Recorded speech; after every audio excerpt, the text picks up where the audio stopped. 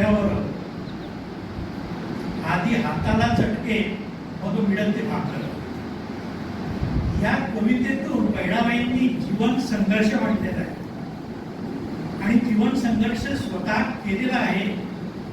त्या स्वानुभवाचे शब्द त्यांच्या कवितेतून प्रकट झालेले आहेत. संघर्षाला त्या घाबरलेल्या नाहीत. संघर्ष हा जीवनाचा अविभाज्य घटक आहे आणि आपण त्याला सामोरं जात जीवन जगलं पाहिजे या विचारांच्या बहिणाबाई होत्या आणि म्हणूनच अनेकांना त्या स्फूर्तीस्थान आहेत.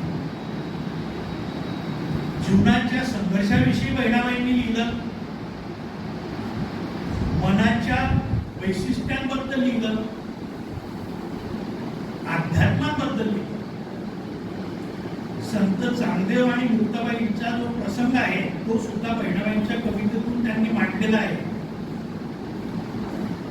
विविध प्रकारचे जीवनाला आवश्यक असणाऱ्या सर्व बाबतीमध्ये बहिणाबाईंनी स्वतःच्या अनुभवाच्या आधारावर कविता लिहिलेल्या आहेत, ओव्या लिहिलेल्या आहेत. कुठल्याही शाळेत न जाता औपचारिक शिक्षण न घेता त्यांनी हे सर्व केलेलं आहे आणि त्यांच्या नावाने जळगाव जिल्ह्यामध्ये कवयित्री बहिणाबाई चौधरी विद्यापीठ स्थापन झालेलं आहे. ही आपल्या सर्वांकरता अभिमानाची गोष्ट आहे. आम्ही स्वतः या बहिणाबाई कवयित्री बहिणाबाई विद्यापीठाचे स्नातक आहोत याचे आम्हाला अभिमान आहे. आणि अशा प्रकारचे स्तुत्य कार्यक्रम आज जळगावमध्ये जवळजवळ 4 कार्यक्रम आहेत. सकाळी बहिणाबाई वाड्यामध्ये झाला, नंतर आता हा कार्यक्रम आहे, नंतर भाऊच्या उद्यानामध्ये आहे, विद्यापीठामध्ये एका पुस्तकाचं प्रकाशन आहे. काल मुंबईला एक अतिशय सुंदर कार्यक्रम झाला बहिणाईंचा.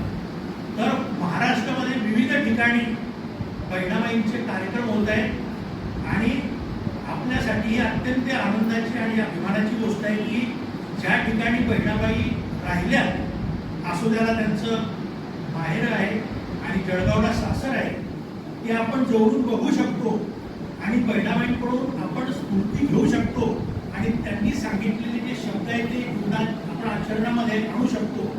अशा पद्धतीने हे सगळं आपल्याला उपलब्ध आहे ही आपल्याकरता आनंदाची गोष्ट आहे. मला या कार्यक्रमाकरता विशेष उपस्थित म्हणून बोलवलं. मी काही फार मोठा लेखक किंवा कवी नाही. मी पुस्तक एक लिहिलेलं आहे. त्या पुस्तकाचं नाव आहे अभियांत्रिकी स्पंदने. अभियांत्रिकी म्हणजे सर्जनशीलतेचा आविष्कार. प्रत्येक अभियंता हा सर्जनशील असतो.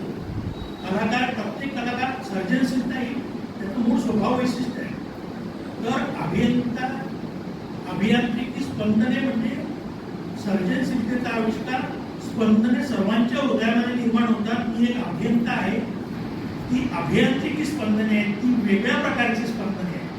माझ्या हृदयामध्ये ती निर्माण झाली, त्यांना मी शब्दबद्ध केलं आणि ते पुस्तकामधून मांडलेलं आहे. त्या पुस्तकाचं नाव आहे अभियांत्रिकी स्पंदने. आपण ते पुस्तक जरूर वाचावं.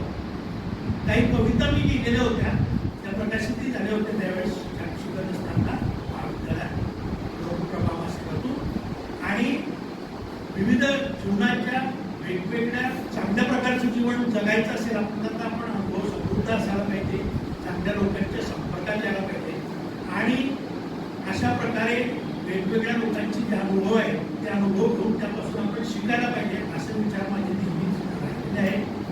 तर या निमित्ताने एक अभियंता म्हणून मला आपण इथे बोलवलं ही माझ्याकरता सुद्धा आनंदाची आणि अभिमानाची गोष्ट आहे.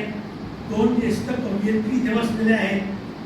नंतर प्राध्यापिका डॉक्टर सुधा कुलकर्णी मॅडम आहेत. अजून 2-3 कवयित्री आहेत इथे.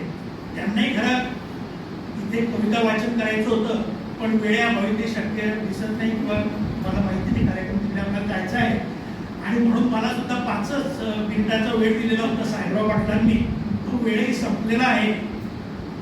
तर पुन्हा एकदा मी या म्हणजे रोटरी क्लब जळगाव, भोवा वाचनालय आणि अभियंता पतपिढी यांचं मनापासून अभिनंदन करतो, कौतुक करतो आणि त्यांनी मला या कार्यक्रमानिमित्त इथे बोलवलं त्याबद्दल त्यांचे आभार व्यक्त करतो आणि थांबतो. धन्यवाद.